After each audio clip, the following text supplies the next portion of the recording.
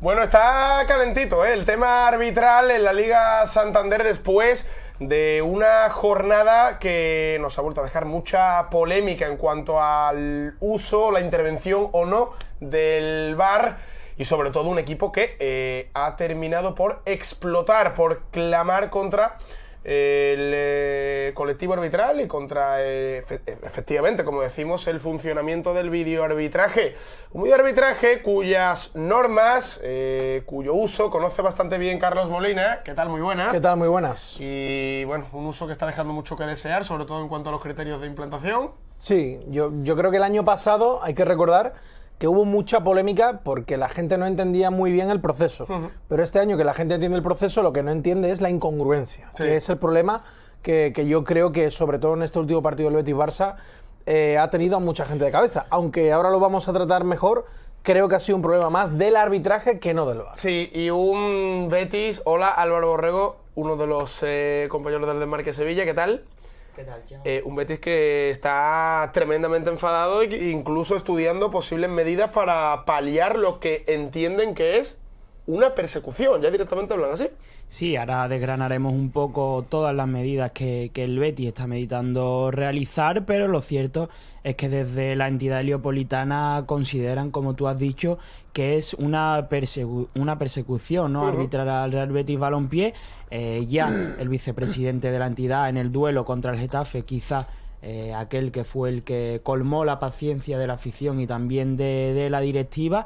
Al término del partido salió el vicepresidente López Catalán para protestar formalmente contra los árbitros. Luego la entidad mandaría una queja formal a la Real Federación Española de Fútbol, y este domingo también, al término del duelo contra el Fútbol Club Barcelona, el propio vicepresidente añadió que en el Betis entienden que hay una persecución arbitral y que hay cosas extrañas que no terminan de entender. Y hay una situación que es evidente y que, pues bueno, también lo hemos publicado en el Desmarque. Hay una clasificación tras esta jornada 23 con el VAR, la clasificación actual, y otra si no hubiese VAR, si no hubiese intervención, en este caso de la tecnología, ¿no?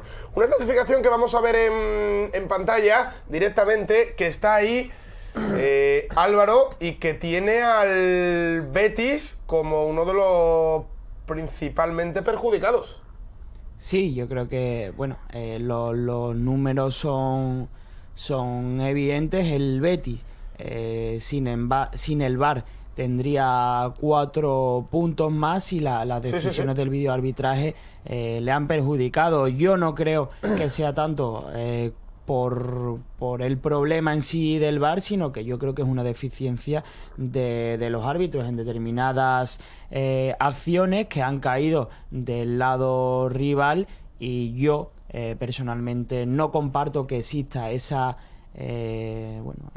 necesidad o esa persecución contra el Betis, y sí lo achaco más a que el colectivo arbitral de España está, aunque en algunos ámbitos está en la vanguardia de Europa, en otros términos yo creo que el nivel no termina a ser de apto o suficiente, y que sí es cierto que hay colegiados que no tienen nivel o no tienen la capacidad para esa toma de decisiones que pueden haber perjudicado al Betis. Yo no lo achaco tanto a esa persecución arbitral que dice, por ejemplo, el vicepresidente y muchos de los aficionados, y sí lo achaco más a decisiones puntuales que bien por falta de nivel o por errores humanos que también los puede tener el árbitro.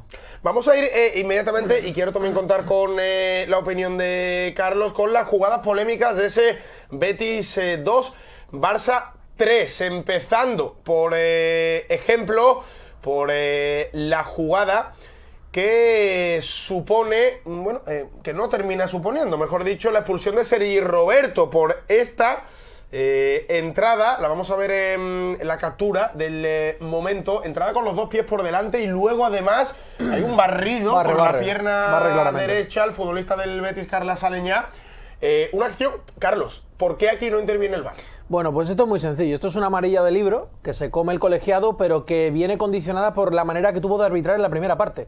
Perdonó un montón de amarillas durante todo el primer tiempo y aquí se vio en un momento importante del partido. Después de perdonar muchas, tuvo la duda de si sacarla ahí. Recordemos que ya era segunda amarilla, Sergi Roberto. Sí. La gente se pregunta por qué no entra el VAR.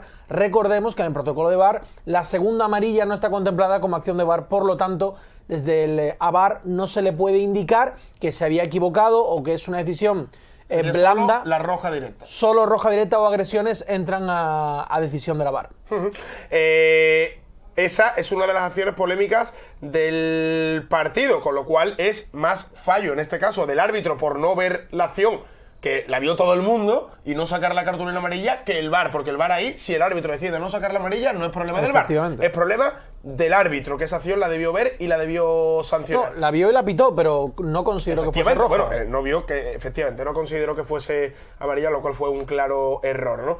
Nos vamos a los goles del Barcelona. Directamente el gol, primero el 2-2, obra de Busquets, dos goles muy similares, y con Lenglet también como protagonista. Sí. Carlos, ¿podemos poner las dos jugadas casi una detrás de otra, Jesús? Porque, sí, porque son muy parecidas. Son muy parecidas, este es el 2-2 y luego llegaría el gol de Lenglet, el 3-3, ahí están viendo, brazo sobre la espalda. Pregunta directa, ¿por qué aquí el VAR no le dice al árbitro que vaya a revisar la jugada? En la primera, primero que aquí hablamos de dos jugadas de interpretación, que esto es importante para aplicar el VAR, porque cuando hablamos de desplazamientos, agarrar a un jugador, etcétera, la intensidad, la velocidad de la jugada, etcétera, todo eso son pequeños matices que obligan al VAR a no entrar, porque determina mucho la interpretación en directo sobre el campo que tenga el colegiado. Por tanto, en principio no son dos jugadas de VAR, y luego a mí particularmente, la primera no me parece nada de nada, y en la segunda puedo entender que hay un leve empujón o toque sobre la espalda, creo que es de Guido, me parece que es el sobre el que salta el Lenglet. A mí no me parece suficiente como para evitar falta, para mí son dos jugadas correctas, bien arbitradas y bien el VAR porque tampoco debió de entrar. Sí, a ver, aquí el gran problema del VAR es, como Carlos decía... El reglamento dice que cargar sobre la espalda de un contrario es falta. Y que no se puede... Yo creo que el gran problema es que no se puede medir la intensidad de... O bien, en este caso, del empujón, o en otro tipo de jugadas que han sido postre o a la postre penalti. Y muchas decisiones han caído del lado contrario, bien sea porque no se ha podido medir esa intensidad. Con lo cual ahí, si el árbitro hubiese decidido pitar falta, el VAR tampoco interviene. Tampoco. Es una cuestión interpretativa. Correcto. Del árbitro en el campo, para aclarar un poquito ese funcionamiento del VAR. Y ahora nos vamos a otra jugada, que en este caso también perjudica al Betis, la acción de la expulsión de Fekir. Y esto... Aquí no hay que hablar del VAR. No. Hay que hablar directamente Esta sí es del grave. árbitro y de la actitud Esta sí es grave. del colegiado en este preciso momento. El árbitro le saca cartulina amarilla a Fekir y luego vemos, esto es poco habitual, a Sánchez Martínez ir detrás de Fekir como esperando algún gesto, algún comentario del futbolista bético para directamente mandarle a la calle, que es lo que al final terminó sucediendo. Claro, esto uno lo entronca con otras acciones en otro tipo de partidos en los que el árbitro se quita directamente del medio después de sacar una amarilla o hace la vista gorda ante protestas, brazos subidos de tono y tal. Y hay un agravio comparativo, creo que evidente, ¿no? Yo creo que esta acción es muy mal por el colegiado porque dicen que hay una norma no escrita en el reglamento arbitral y es el sentido común. Habitualmente lo normal es que cuando ves que un jugador está cabreado saques la amarilla y te quites del medio, ¿no? No vayas a provocar, que es lo que también algún tipo de reacción, que es lo que también yo abogaría por comprender ambas partes, porque siempre le pedimos a los árbitros también que comprendan al jugador, las pulsaciones, el momento del partido. El árbitro también vivió una situación de hostilidad desde el principio, porque recordemos que en el Benito Villamarín se protestaba desde antes del partido por las acciones arbitrales que venía sufriendo. Para mí, además, lícito todo, porque creo que el público del Villamarín protestó algo que era una evidencia semanas atrás. Al Betis se le había perjudicado. Luego, hay que entender que el árbitro tiene un muy mal día, hace un muy mal arbitraje y encima pierde el control en este mismo momento que hemos visto en pantalla. Porque, como dice Chema, un árbitro con sentido común le saca amarilla, el jugador protesta, puede airear o no la protesta, se va de la jugada. Esto es importante. Fekir no se encara al árbitro.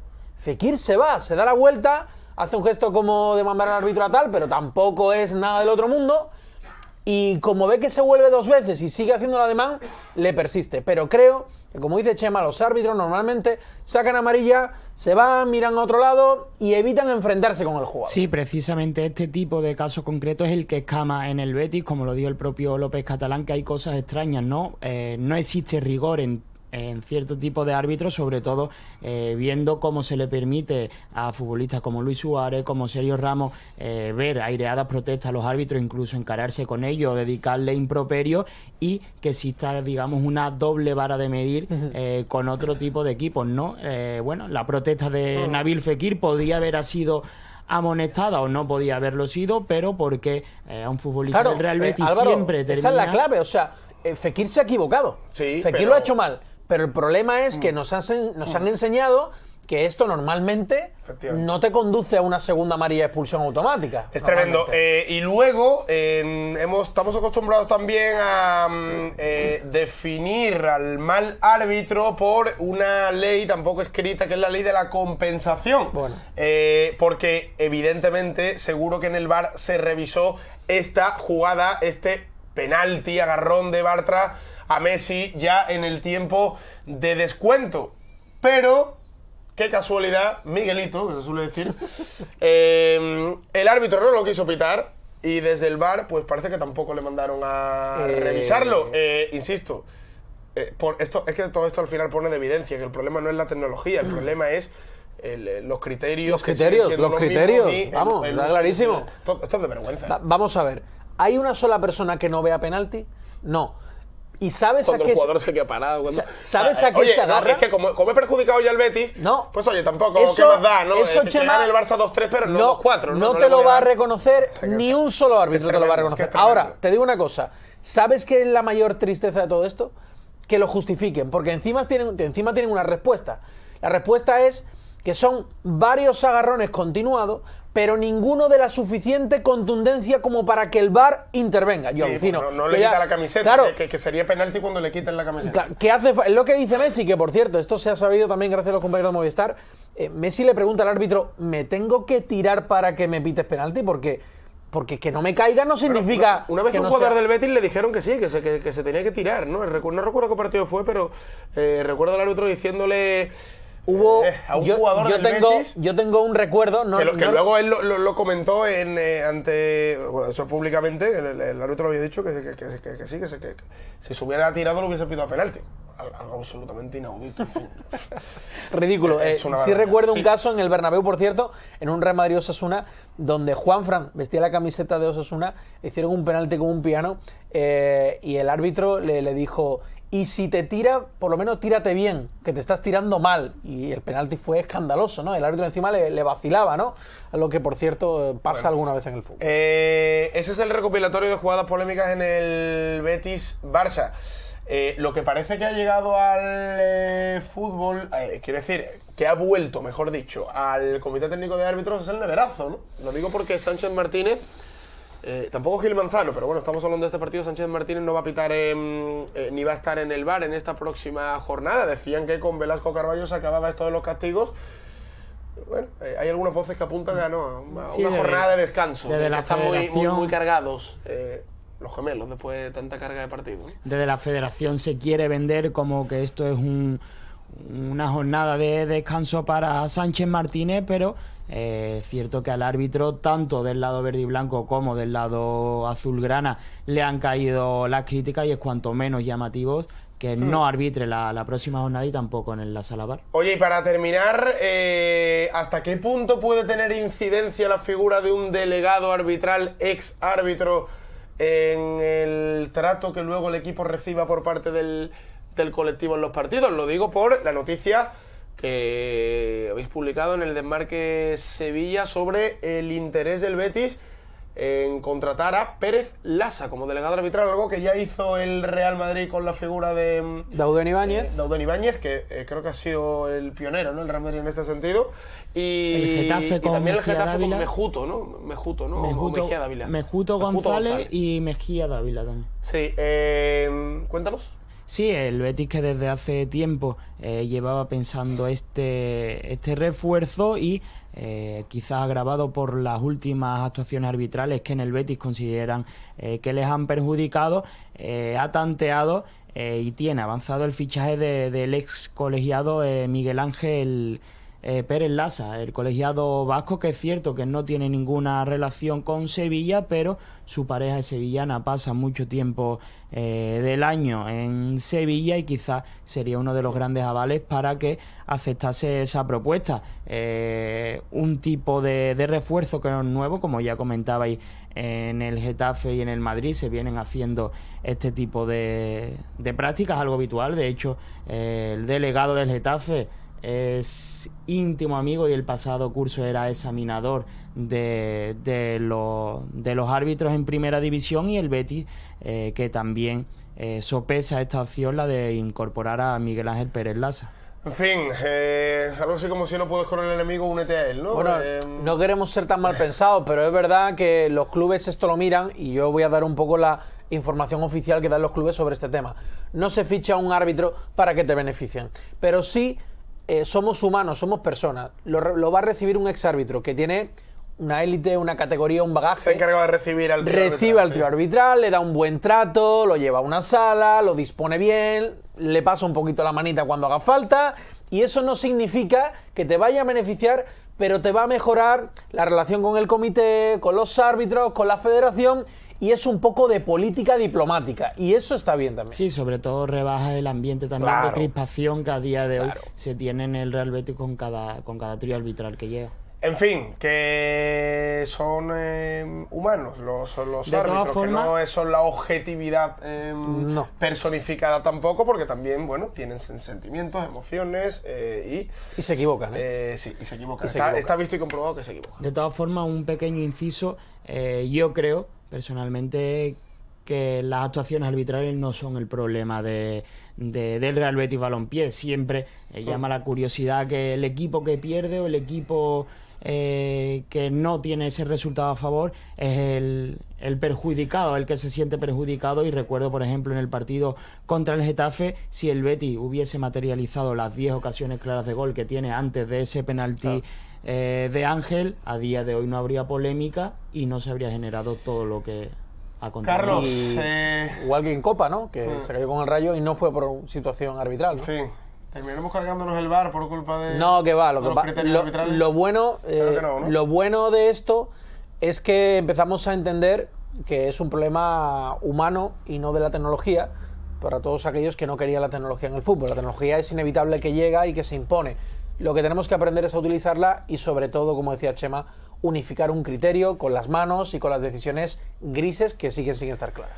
Es muy necesario, es muy necesario. La polémica ahora mismo y el cabreo monumental está en el Betis. Veremos a quién le toca también en la próxima jornada. Adiós.